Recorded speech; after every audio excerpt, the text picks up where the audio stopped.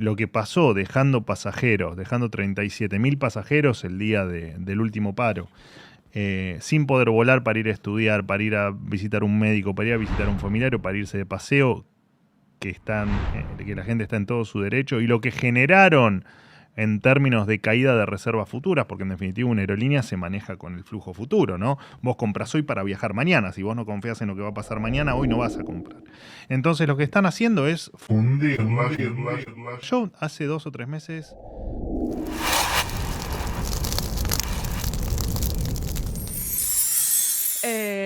Pero bueno, ahora los feriados los laburás.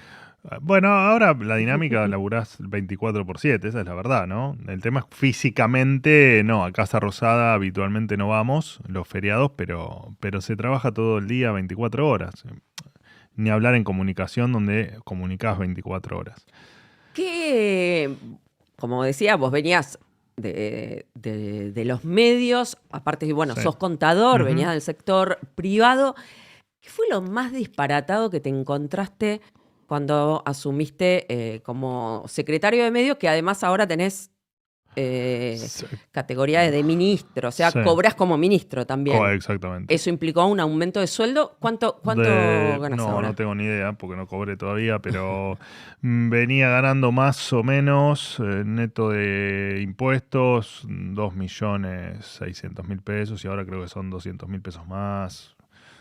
No, creo que esa es la diferencia. ¿Por qué los Están senadores? congelados desde diciembre, ¿no? Por Claro. eso hay tan poca diferencia entre un sueldo y otro.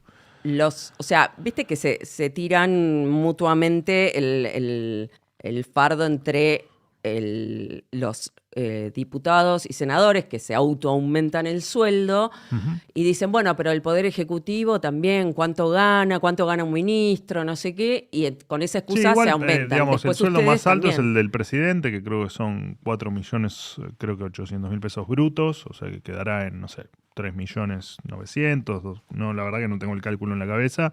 Y de ahí para abajo los sueldos, bueno, la pirámide obviamente se fue achatando porque como no hace 9 meses que los sueldos no se modifican, bueno, hay poca diferencia entre un sueldo y otro. De hecho, hoy cobra más por ahí un director que un secretario, un ministro, ¿no? ¿Y qué pasa con por ejemplo, las empresas? Yo hablo mucho de ese tema, ¿no? Que son los sueldos más caros, más altos de la Ujú. administración pública, que están como escondidos de la opinión pública, como que no es algo masivo y son Bueno, ridículos. de hecho, Interrumpo un segundo este video para invitarte a que te suscribas al canal, a que me dejes un like. Es la única manera que tenés de ayudarme a seguir luchando por las ideas de la libertad. Ahora sí, continuamos con el video. Las empresas del Estado. primero una aclaración. Ahora soy secretario de Comunicación y Medios, por lo Ujú. tanto, además de la comunicación, tengo a mi cargo los medios públicos, que esto ya había pasado administrativamente hace unos 2 meses. Ahora como que se formalizó en la Secretaría, ¿no? Fue un cambio, digamos, en las formas. Bueno, las empresas públicas hay muchos que no tienen sueldo, que son directores ad honorem porque tienen otras funciones dentro de la empresa, pero precisamente por lo que vos estás mencionando es que nosotros estamos a favor de la privatización, cierre o cesión a empleados de todas las empresas públicas, porque efectivamente aquí hay que entender que con un 53% de pobres no podés hacer que esos 53% de pobres también sostengan empresas que muchas veces no utilizan, que muchas veces no saben ni que existen y que muchas veces esas empresas no sirven absolutamente para nada, porque vos tenés a una aerolínea que efectivamente es una empresa que vuela, que tiene servicio, que la gente la utiliza, pero tenés empresas que nadie sabe que existen o que tienen muy baja productividad. Entonces, precisamente lo que estás diciendo es un problema que hay que resolver y es un problema que se resuelve no teniendo empresas en manos del Estado. Bueno, hoy se anunció el tema de Ujú. aerolíneas, lo van a hacer obviamente por decreto. El proyecto, o sea, se manda por decreto el proyecto para que el Congreso le dé Exactamente. prioridad, el Congreso lo tiene que tratar. ¿Por qué lo hacen ahora? ¿Creen que tienen los votos? No creemos ni dejamos de creer nada. Creemos lo mismo que siempre creímos, que no podemos... Aerolíneas acumula, hoy creo que lo dije en la conferencia y alguna otra vez lo he dicho, Aerolíneas desde que se estatizó en el 2008 acumula algo más, me quedo corto, pero voy a ser bueno, algo más de 8.000 millones de dólares de déficit. O sea, son 8.000 millones de dólares que pagamos entre todos. Exacto.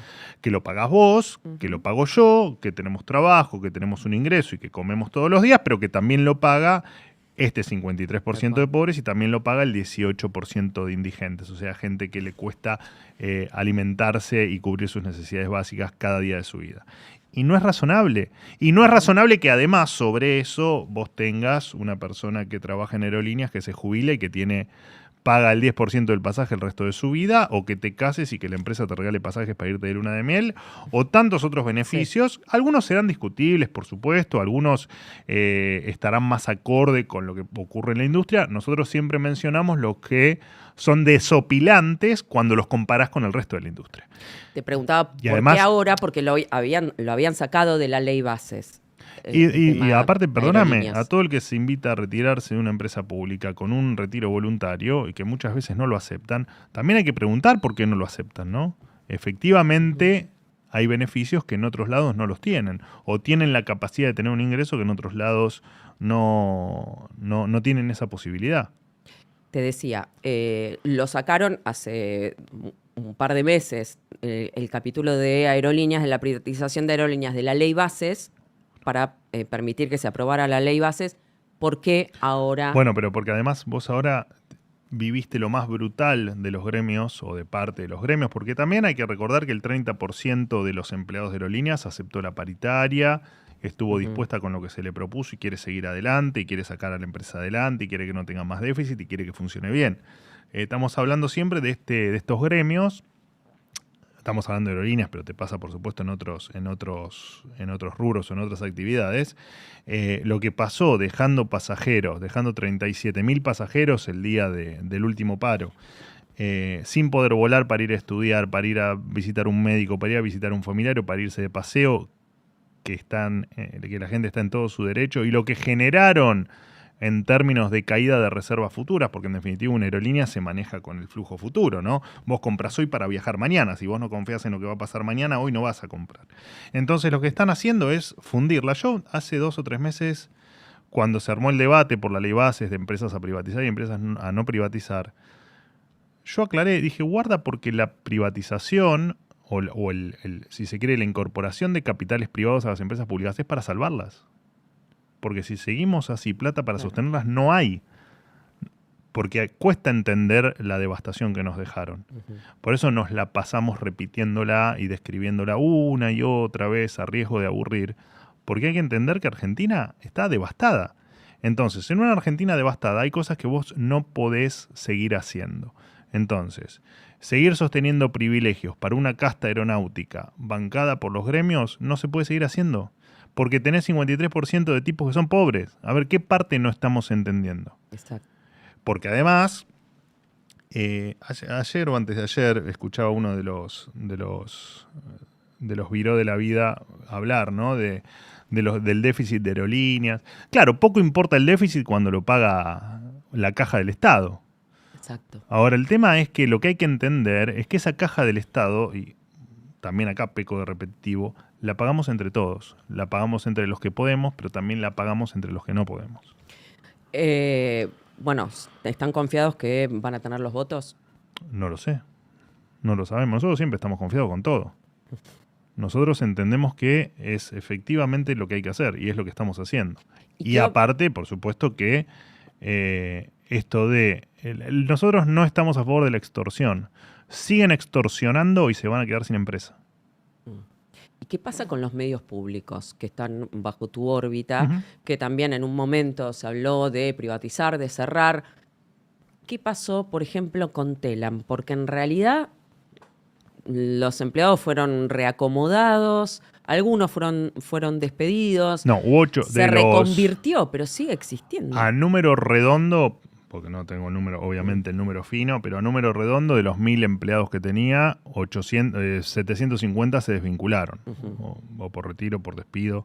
El resto, bueno, Telam, por ahí vos lo entendés porque sos de los medios, pero Telam tenía una parte periodística, una parte de archivo, una parte de publicidad. Bueno, hay algunos sectores que debían seguir operando, que se transformaron en APESAU, en esta nueva sociedad. Todo lo demás se desarmó, todo lo demás se despidió o se mandó a retiro voluntario y se quedó con lo mínimo indispensable para seguir operando. Y puntualmente el archivo, bueno, pasa a ser parte de RTA, que es el famoso archivo, el que ustedes conocen como el famoso archivo audiovisual de la Nación, ¿no? Claro. ¿Y qué pasa con la televisión pública, ¿no? Que también genera déficit, pero ahora estamos viendo una programación nueva que con la misma...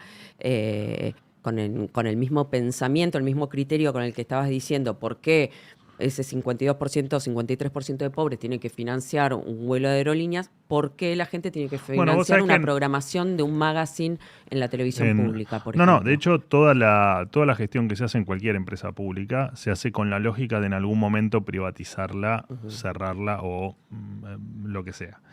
Y en esta lógica lo que uno hace en el mientras tanto es efectivamente hacerla más eficiente, que los déficits se achiquen a lo mínimo posible. De hecho, en aerolíneas pasó eso o pasa eso. Con respecto a la TV pública, la TV pública vos sabés que es interesante porque vos recién me preguntaste que no te lo contesté. ¿Qué fue lo que más te sorprendió? Sí, lo más disparatado. Y disparatado es todo, ¿no? Es desde choferes que tenían choferes, o sea, hacían de chofer durante el día y llegaban a la oficina después de la jornada y tenían su chofer que los llevaba a la casa. No te puedo creer. Pero también choferes que tenían choferes es... Sí, de todas maneras, tristemente, lo que más me sorprendió fue el maltrato que había para con los empleados, al menos en Casa Rosada, que es donde yo trabajo. ¿Por qué? Porque digamos, me pasó con una, no voy a dar ni el nombre, ni la función, ni nada para no comprometerlo, pero yo estuve una semana sin oficina, entonces tenía la oficina en un pasillo. Me agarré un sillón y me hice una oficina la primera semana y me empecé a trabajar en un pasillo de Casa Rosada. Y bueno, ¿por qué no tenías oficina? Si porque las oficinas son todo un tema que hasta que te las asignan tenés una burocracia. La burocracia que es absolutamente... como te diría, inimaginable. Pero al margen de eso, pasaba una persona que servía café y yo le decía, bueno, gracias por el café. Y me miraba raro, y hasta que un día tengo mi oficina y esa misma persona me trajo un café y me seguía mirando raro. Entonces, yo digo, ¿qué le pasa a este tipo? Claro. Y le pregunté, le dije, mira, ¿qué te pasa? Le digo, hace una semana que estoy acá, me mirás raro. Y me dice... No tenés ni idea lo mal que nos trataban. No nos miraban a los ojos, no nos decían gracias, no nos pedían por favor. Dice, el maltrato y el destrato que teníamos, no sabés lo que fue pasar acá un montón de años con gestiones que en lo humano... Claro, se dice, no importa quién siempre era, a favor de ni los quién trabajadores. Fue, claro. pero la verdad es que y te lo ibas encontrando en Casa Rosada hay muchos empleados, te lo ibas encontrando en diferentes sectores de gente que se sentía como renovada, que se le había renovado el aire, independientemente de la ideología o de quién habían votado, de quién apoyaban, se sentían normales en el sentido de que... Claro. Los saludabas, ¿no? Eso me pareció muy triste, pero muy, muy revelador de lo que se venía viviendo en Argentina, como una foto de lo que venía pasando en Argentina. Pero en la TV pública, en un momento, bueno, cuando empezás a hacer, todavía no estaban a mi cargo los medios, empezabas a ver, bueno, qué empleados había, dónde estaban, ¿viste? Tenías hasta empleados perdidos. Y vos sabés que de los 1000... Pero ¿cómo es eso de empleados perdidos? Bueno, no sabías dónde estabas. De hecho, teníamos empleados viviendo en el exterior. Digamos. Era bastante delirante lo que uno se encontraba. ¿Hacía cuánto estaban viviendo en el exterior? Y había gente, hace un año que estaba viviendo en el exterior. ¿Y figuraban como empleados de planta? Sí, pero legalmente eran empleados y estaba bien que sean empleados. ¿Por qué? Porque se les debían lo que le llaman el franco compensatorio. ¿Sabes cuántos francos compensatorios le debía la TV pública a los empleados cuando vos los sumabas? 546 años de francos compensatorios. En promedio le debía 193 días de francos a cada empleado. O sea, los empleados te podían desaparecer por 8 meses y no le podías decir nada y le tenías que seguir pagando. Es increíble lo que estás contando. O sea, hay cosas que son... no hay posibilidad de no tener déficit. Yo cuando me lo contaba el interventor, este dato que me lo contaba el interventor no lo podía creer. Pero bueno, es parte del delirio que se vivió en la Argentina durante tanto tiempo. Delirio que también hay que entender que cuesta mucho ir desarmando, ¿no? porque son años de desatención, de negligencia, de inoperancia, si querés de corrupción, digo, de todo un montón de cosas que cuesta, primero que cuesta comprender cómo se llegó a tal delirio. Yo soy de los que cree que en algún punto todos fuimos responsables, porque a vos te puede pasar un tiempo de delirio, pero